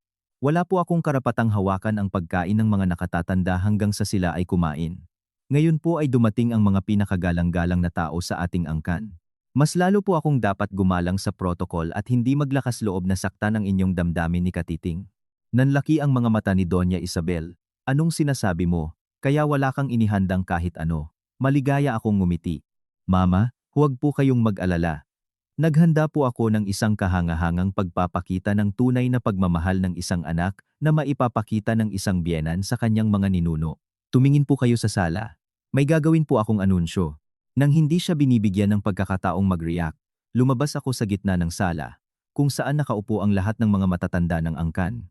Tumikhim ako, nakuha ang atensyon ng lahat, at sa isang malakas, malinaw, at napakagalang na boses, sinabi ko, kagalang-galang na Tito Fernando, mahal na mga tiyo, tiya, pinsan, at kapatid. Ngayon po ay isang dakilang araw sa pag-alaala kay Lolo. Kami po ng aking asawa, ang mga bagong miyembro ng pamilya. Sa teorya, kami po dapat ang nag-asikaso ng lahat ng paghahanda. Gayunpaman, ang aking biyenan, si Doña Isabel, ay isang taong sagradong nagpapahalaga sa mga tradisyon at batas ng pamilya. Itinuturo po niya na ang bagong manugang ay may pinakamababang estado at hindi dapat maglakas loob na hawakan ang mesa o ang pagkain ng mga nakatatanda para mapanatili ang ritual na kadalisayan at dignidad ng ating angkan. Nagsimulang magbulungan ang mga tao. Kumunot ang noo ni Tito Fernando, tumingin kay Doña Isabel. Nagpatuloy ako. Dahil po sa malalim na paggalang sa mga turo ni Mama, at para ipahayag ang pinakamataas na antas ng pagpipitagan sa mga ninuno ng pamilya Reyes, nagpasya po ang aking biyenan na ngayon, siya mismo ang mamumuno sa kusina at maghahanda ng lahat ng mga pagkaing pang-alaala gamit ang kanyang sariling mga kamay. Sinabi po niya na tanging mga kamay ng isang nakatatanda at bihasang may bahay, na tulad niya ang sapat na dalisay para mag-alay ng pagkain sa mga ninuno. At ako, dahil po sa aking mababang posisyon, pinayagan lamang po ako ni Mama na manatili sa gilid, magsilbi ng tsaa, at asikasuhin kayo pagkatapos ninyong lahat kumain. Handa na po si Mama sa kusina. Pakiusap po, mahal na mga bisita, maghintay lang po ng kaunti para matikman ang kahusayan sa pagluluto ng pangunahing tagapangalaga ng tahanan ng pamilya Reyes. Nakatayo si Doña Isabel sa pintuan ng kusina. Wala nang natirang dugo sa kanyang mukha. Na-corner siya sa isang sitwasyong walang labasan. Kung itatanggi niya ngayon ang lahat, para na rin niyang sinampal ang kanyang sarili sa publiko dahil sa mismong batas na labis niyang ipinagmamalaki. Kung pipilitin niya akong magluto, gagamitin ko ulit ang argumento ng pagbabawal na hawakan ang pagkain ng mga nakatatanda at tatanggi ako sa harap ng lahat ng mga kamag-anak. Sinabi ni Tito Fernando sa malalim na boses. Isabel, masyado mong mahigpit na tinuturuan ang iyong manugang, pero sige, ang iyong kasipagan para sa pamilya ay kapuri-puri. Dahil nandito na tayo, pumunta ka na sa kusina at magluto ng mabilis para makahabol tayo. Huwag mo kaming paghintayin ng matagal. Mga babae, yung mga walang ginagawa, tulungan niyo si Isabel. Baka mahawakan pa ng manugang ang pagkain at masira ang inyong dakilang batas. Tila napako si Doña Isabel sa sahig. Ang mga kapitbahay na tiyahin, na hindi kailanman nagustuhan siya dahil sa kanyang pagyayabang at pamimintas, ay sinamantala ang pagkakataong makita siyang mahulog sa sarili niyang bitag at nagmadaling pumasok sa kusina. Oo naman, Si Isabel ang pinakamasipag sa buong San Juan. Halika na, magluto ka na. Kami na lang ang magbabalat ng patatas at maghihiwa ng mga gulay, pero ang pagtikim sa alat at paghahain, ikaw na ang gumawa para maging dalisay ang pagkain. Tulad ng itinuro mo kay Elena, nangangati sa galit si Doña Isabel at nalulunod sa sama ng loob. Tiningnan niya ako ng isang tingin na kayang pumunit ng kahit sino. Ngunit sa harap ng maraming autoridad na kamag-anak, wala siyang magawa kundi magtiimbagang at pumasok sa kusina. Ang dating tahimik na kusina ay naging isang larangan ng digmaan.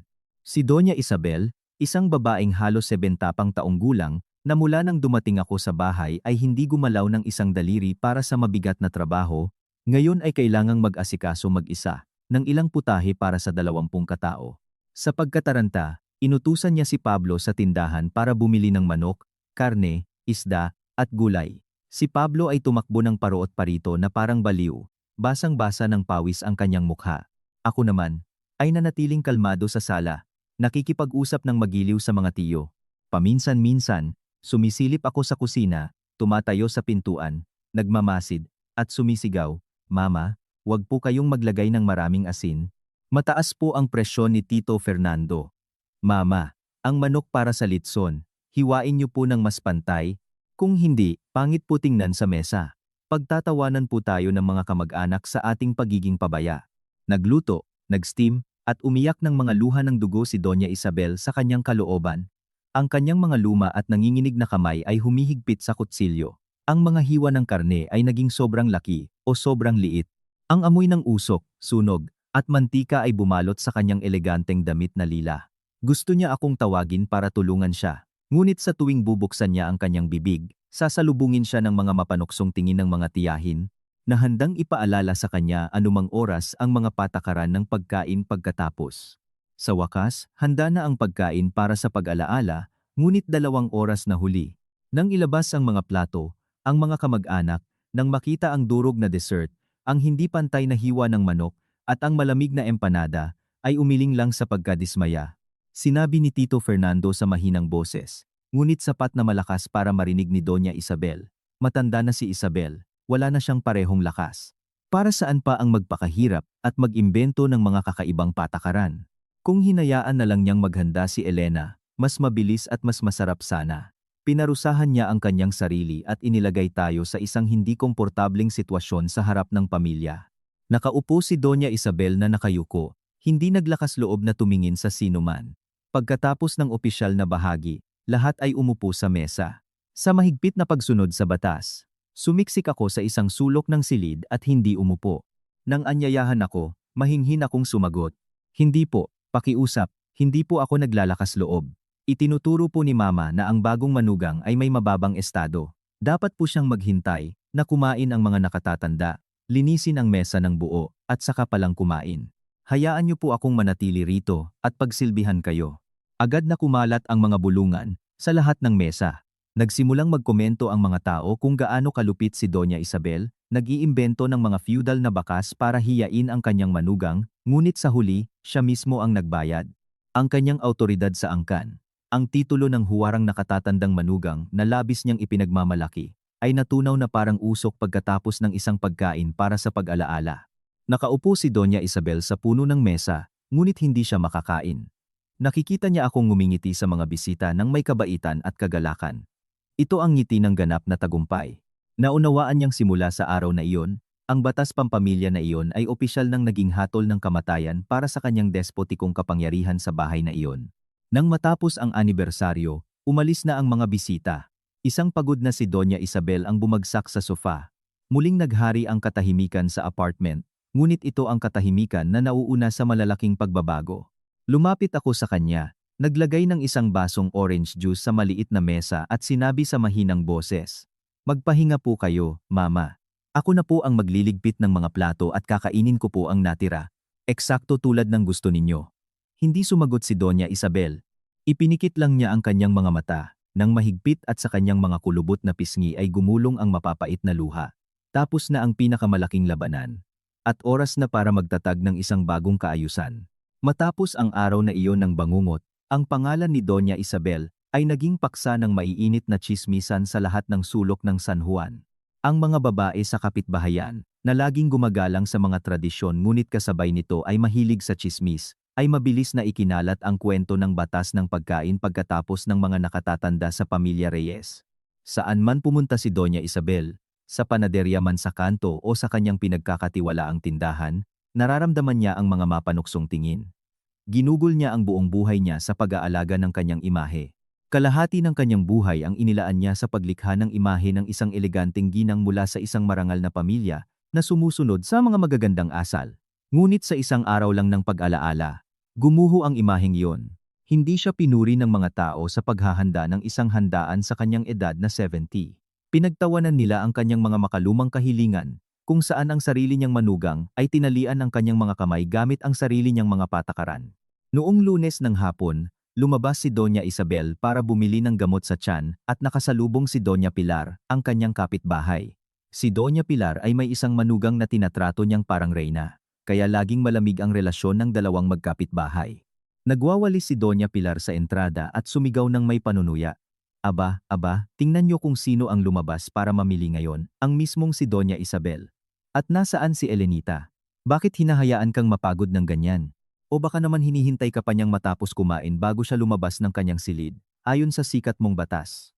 Namula si Doña Isabel na parang kamatis. Mahigpit niyang hinawakan ang kanyang leather na pitaka, sinusubukang magsalita ng kalmado. Nasa trabaho siya. Mayroon siyang mahahalagang bagay sa kumpanya, at itong mga maliliit na bagay ay kaya ko namang gawin. Huwag kang mag-alala para sa akin. Suminghal si Doña Pilar. Ang walis ay humahagibis sa semento. Ay, hindi ako nag-aalala. Naaawa lang ako sa iyo. Buong kapitbahayan ang nag-uusap kung gaano kahusay kang pumili ng manugang, isang tunay na CFO, isang matalinong babae. At kung paano kanya sinusunod. Napaka-perpekto. Sinabi mong kumain siya pagkatapos, at talagang nakatayo siyang naghihintay.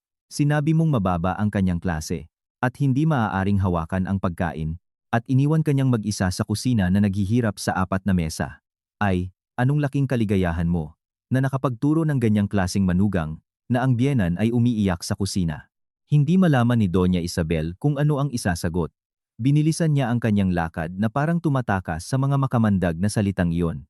Ngunit pagdating sa botika, muli niyang narinig ang isang grupo ng mga may bahay na nagbubulungan. Isipin mo, sa panahong ito, pinipilit ang manugang na kumain ng mga tira. Ang mga Reyes, akala mo kung sinong mga intelektual, pero sa totoo lang, puro makalumang autoritaryanismo. Pero hindi tanga ang manugang. Ipinatikim niya sa matanda ang sarili nitong gamot at tinuruan ng leksyon habang buhay. Ang mga bulungan na iyon ay parang mga karayom na tumutusok sa pagpapahalaga sa sarili ni Doña Isabel. Naunawaan niyang ang autoridad na labis niyang ipinagmamalaki ay naging katatawanan na ng lahat.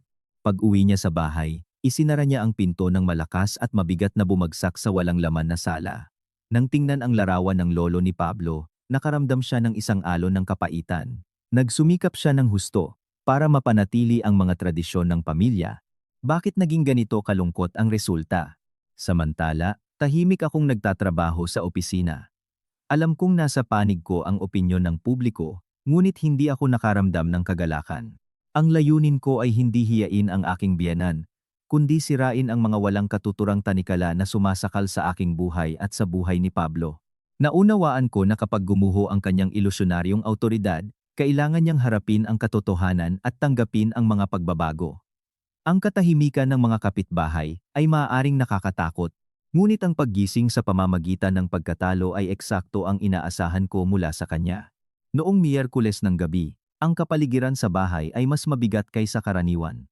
Matapos ang isang tahimik na hapunan kung saan si Doña Isabel ay muling nagligpit ng mga kaawa-awang plato, dahil nanatili akong nakatayo sa isang tabi, ayon sa tuntunin ng pagkain ng huli, marahan niyang hinampas ang mesa.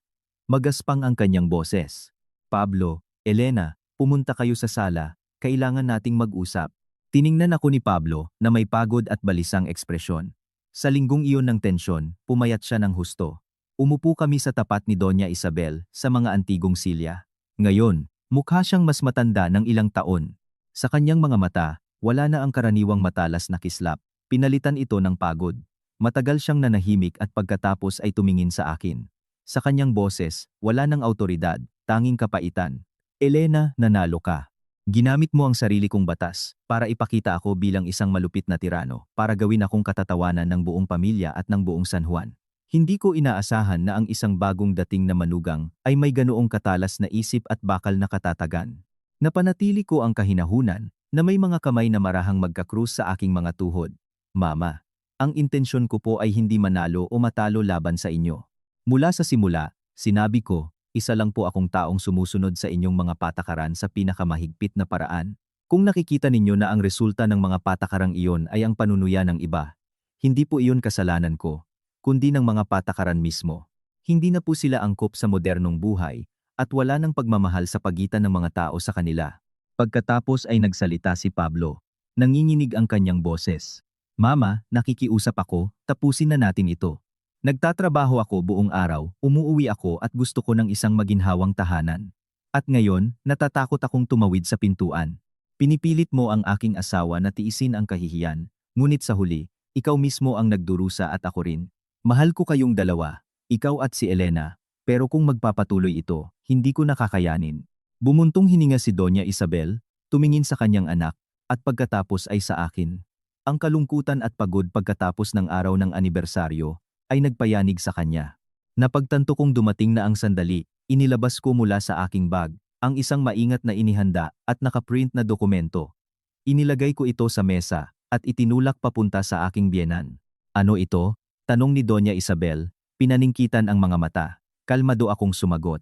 Mama, isa po itong kasunduan para sa sibilisadong pagsasama. Binalangkas ko po ito batay sa mga karapatan at obligasyon ng lahat ng miyembro ng pamilya. Kung gusto po nating patuloy na manirahan sa ilalim ng iisang bubong ng walang puot, kailangan po natin ng mga bagong patakaran. Mga patakarang batay sa pagkakapantay-pantay at paggalang sa isa't isa, hindi sa walang kondisyong pagsunod. Kinuha ni Doña Isabel ang papel, bahagyang nanginginig ang kanyang mga kamay. Nagsimula siyang basahin ang mga puntong pinag-isipan ko buong gabi, tinitimbang ang bawat salita. Sumilip din si Pablo sa teksto at nakita ko kung paano nagsindi ng isang sinag ng pag-asa sa kanyang mga mata. Ang kasunduan ay hindi mahaba, ngunit maikli at mahigpit, sa estilo ng isang CFO. Dahan-dahang binasa ni Doña Isabel ang bawat punto. Ang katahimikan sa silid ay ganoon na lang na naririnig ang tiktak ng lumang orasan sa pader. Nagsimula akong magkomento nang makita kong huminto siya sa unang punto. Una, hinihiling ko po ang ganap na pag-aalis ng mga makalumang tradisyon tulad ng pagkain, pagkatapos ng mga nakatatanda o ang hiwalay na pagkain ayon sa estado. Sa pamilyang ito, lahat po tayo ay pantay-pantay. Ang pagkain ay isang lugar ng pagsasama-sama. Kung sino ang unang dumating, siya ang magluluto. Kung sino ang huling dumating, tutulong magligpit. Uupo po tayo sa iisang mesa. Kakainin po natin ang parehong pagkain. Sa pagkain, walang mga Panginoon o alipin, tanging mga ugnayan ng pamilya. Kumunot ang noo ni Doña Isabel, ngunit hindi siya tumutol. Nagpatuloy ako. Pangalawa, ang pananalapi. Kami po ni Pablo ay mag-aambag ng patas at malinaw sa mga gastusin. Ang perang iyon ay ilalaan sa pagkain, mga bayarin, at pagbabayad sa isang kasambahay na darating para sa general cleaning. Kayo po, Mama, ay hindi na magpapakahirap, ngunit hindi nyo rin po gagamitin ang perang iyon para kontrolin ang aming buhay. Pangatlo, ang mga gawaing bahay. Ang kusina at paglilinis ay hahatiin ng pantay. Sa mga araw ng linggo, huli po akong umuuwi, kaya ako ang maghuhugas ng mga plato at magliligpit pagkatapos ng hapunan. Si Pablo po ang bahala sa pamimili ng mga produkto sa umaga ayon sa inyong listahan. Sa mga katapusan ng linggo, ako po ang mamumuno sa kusina at ihahanda ko ang inyong mga paboritong pagkain at kayo po ang magiging tagapayo ko, ginagabayan ako ng inyong karanasan, hindi ng mga utos. Ang huling punto ang nagpatigil kay Doña Isabel ng mas matagal. Paggalang sa personal na espasyo. Hindi po papasok si Mama sa aming silid tulugan nang hindi kumakatok at walang pahintulot. Bilang kapalit, igagalang po namin ang inyong personal na espasyo. Lahat po ng mga reklamo tungkol sa pagsasama ay direktang sasabihin ng may katapatan, nang hindi gumagamit ng autoritarianismo para pumilit. Tinitigan ko siya ng diretso sa mata. Ang aking boses ay matatag, ngunit kasabay nito ay puno ng pagpapatawad. Mama, kung pipirmahan niyo po ang kasunduang ito, nangangako po akong magiging pinakamagalang na manugang. Aalagaan ko po kayo sa sakit. At sama-sama po nating pararangalan ang angkan ng mga reyes sa ating mga tagumpay at kaligayahan. Ngunit kung hindi niyo po ito pipirmahan, pasensya na po, Mama. pero aalis kami ni Pablo dito bukas na bukas din. Nakahanap na po ako ng isang magandang apartment malapit sa aking opisina. Kailangang pumili ni Pablo, manatili dito para kayo ang mag-isa, na magsilbi sa kanya o sumama sa kanyang asawa para bumuo ng isang malayang buhay. Mahigpit na hinawakan ni Pablo ang aking kamay. Tumingin sa kanyang ina na may nagsusumamong ekspresyon. Mama, pakiusap, hayaan mo kaming mamuhay bilang normal na mga anak. Huwag mo kaming piliting pumili. Nang makita ang determinasyon sa mga mata ng kanyang manugang at ang pagod at dismayadong mukha ng kanyang kaisa-isang anak, gumuho ang di matitinag na katatagan sa kaluluwa ni Doña Isabel. Bigla niyang naunawaan na kung patuloy siyang kakapit sa mga lumang patakarang yun, mawawala sa kanya hindi lamang ang kanyang autoridad sa harap ng mga kapitbahay, kundi pati na rin ang kanyang anak, ang kanyang pagmamalaki, at ang kahulugan ng kanyang buhay. Nakalimutan niyang ang apoy na hindi binibigyan ng hangin ay maaaring mamatay o sunugin ang buong bahay. Pinilit siya ng aking talino na harapin ang mapait na katotohanang iyon. Sinabi niya sa mahina at nanginginig na boses. Lagi kong iniisip na ginagawa ko ito para sa kapakanan ng ating angkan, para matuto ka ng paggalang. Hindi ko inisip na pinapahirapan ko na pala kayo ng ganito. Kung pagtatawanan ako ng kapitbahayan, malalampasan ko iyon. Pero kung iiwanan ako ni Pablo, para saan pa ako mabubuhay? Kinuha ni Doña Isabel ang pluma mula sa mesa. Tiningnan ako sa huling pagkakataon, na parang sinusubukang tiyakin kung ang babaeng nasa harap niya ay tatratuhin siya ng maayos pagkatapos ng lahat ng nangyari. Marahan akong tumango. Ito ay isang kilos ng taos-pusong pangako. Inilagda ni Doña Isabel ang kanyang pirma sa ibabang sulok ng kasunduan. Bahagyang nanginginig ang kanyang sulat kamay, ngunit malinaw ito. Nang mailagda ang huling pirma, nakita kong bumuntong hininga si Pablo nang may ginhawa na parabang nabunutan ng 1 tonelada sa kanyang dibdib. Tumakbo siya para yakapin ang kanyang ina. Napuno ng luha ang kanyang mga mata. Salamat, Mama. Makikita mo, magiging mas masaya ang pamilya natin. Tumayo ako, lumapit at kinuha ang malayang kamay ni Doña Isabel. Sa unang pagkakataon, hinawakan ko siya mismo, nang walang anumang hadlang. Humiga na po kayo, Mama. Bukas, gigising po ako ng maaga at maghahanda ng lutong bahay na pancake na may cottage cheese at berries tulad ng gusto ninyo. Magsasabay-sabay po tayong mag-almusal bago ako pumasok sa trabaho. Hindi nagsalita si Doña Isabel, marahan lang niyang pinisil ang aking kamay. Ang kanyang pagsuko ay hindi isang pagkatalo sa isang kaaway, kundi isang pagsuko sa sentido komon at mga ugnayan ng pamilya. Ang lumang batas na iyon ay magiging isang malungkot na alaala na lamang sa isang gastadong kuwaderno na magbibigay daan sa mga patakarang batay sa pagmamahal at pag-unawa. Nang gabing iyon, ang San Juan ay nanatiling tahimik, ngunit sa bahay ng mga Reyes, isang tunay na bagong kabanata ang nagsimula. Nang Linggo ng umaga, ang ginintuang sikat ng araw ay bumaha sa mga lumang bubong ng Maynila. Sa kusina ng mga Reyes, sa unang pagkakataon sa maraming taon, narinig ang masayang tawanan at lumutang ang nakahahalina na amoy ng bagong lutong pagkain. Wala nang mga kahon ng fast food o instant noodles. Maaga akong gumising para pumunta sa palengke at bumili ng pinakasariwang keso at pinakamatamis na prutas. Bumaba si Doña Isabel sa kusina na may simpleng damit pambahay at maayos na nakatali ang buhok. Hindi na siya nakaupo sa sofa na naghihintay na may ekspresyon ng isang warden. Lumapit siya sa lababo, nakita niyang abala ako sa masa at sinabi sa mahinang boses, "Hayaan mong ako na ang maghugas ng mga prutas. Bantayan mo ang masa para walang buo-buo." Ngumiti ako at iniabot sa kanya ang isang salaan.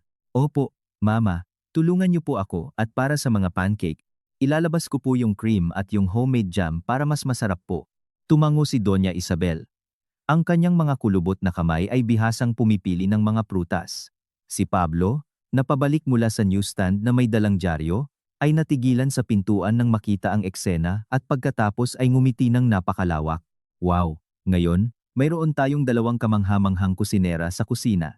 Pakiramdam ko, kakain ako ng 3 serving. Pagsapit ng alas 8, inihain ang almusal sa malaking hapagkainan. Sa unang pagkakataon, magkakatabi ang 3 silya. Inanyayahan ko si Doña Isabel na umupo sa puno ng mesa. Pagkatapos ay umupo ako sa tabi ni Pablo. Walang nakatayo, walang naghihintay, at walang kumakain ng tira. Kumuha si Doña Isabel ng isang pancake, nilagyan ito ng maraming cream at kinagat, bahagya siyang tumango. "Masarap. Hindi naman pala masama magluto ang batang ito. Kahit na sana ay binawasan mo ng kaunti ang asukal sa keso." Tumawa ako. "Sige po, bukas, Tatandaan ko po iyan. Kumain pa po kayo, mama. Palakas po kayo. Ang almusal ay nagpatuloy sa isang mainit at nakaka-relax na kapaligiran. Nag-usap kami tungkol sa mga bagay-bagay sa kumpanya ni Pablo, sa mga plano para sa pagkukumpuni ng bahay sa probinsya, at sa susunod na katapusan ng linggo, ay aanyayahan namin si Tito Fernando para uminom ng tsaa, para mapabuti ang impresyon sa aming pamilya. Paminsan-minsan, inilalagay ni Doña Isabel ang pinakamagandang pancake sa aking plato at pagkatapos ay sa plato ni Pablo. Ang kanyang mukha ay nag-relax. Ang mga kulubot ay tila hindi na gaanong malalim. Pagkatapos kumain, tumayo ako para ligpitin ang mga plato, ngunit pinigilan ako ni Doña Isabel. Hayaan mo na, ako na ang magliligpit niyan. Kayo ni Pablo, mamasyal kayo sa park. Matagal na kayong walang oras para sa inyong dalawa, di ba? Itong mga maliliit na bagay, kaya ko na ito. Tiningnan ko si Pablo, kinindatan niya ako ng may panunukso. Naghawak kamay kami at lumabas sa kalye, ramdam ang simoy ng papalapit na tagsibol sa Maynila. Alam kong naghihintay pa rin sa amin ang mga alitan at di pagkakasundo. Sa huli, walang perpektong tao, ngunit ngayon, mayroon na kaming isang matibay na pundasyon na susuportahan kami ang pagkakapantay-pantay at pagmamahal. Ang aking digmaan ay hindi nagtapos sa isang parusa, kundi sa isang lunas. Ginamit ko ang katwiran para ipagtanggol ang aking sarili, ngunit sa huli, ginamit ko ang puso para mapanatili ang pamilya. Ang mansyon sa San Juan ay hindi na isang hawla para sa mga makalumang bakas. Naging isang tunay at maginhawang tahanan ito, kung saan bawat isa ay natagpuan ang kanyang karapat-dapat na lugar sa ilalim ng liwanag ng sibilisasyon at sangkatauhan. Nasiyahan ako sa simula na ito. Marahil, ito na ang pinakamatagumpay na balanseng nagawa ko sa buong buhay ko, ang balanse sa pagitan ng personal na ego at kaligayahan ng pamilya.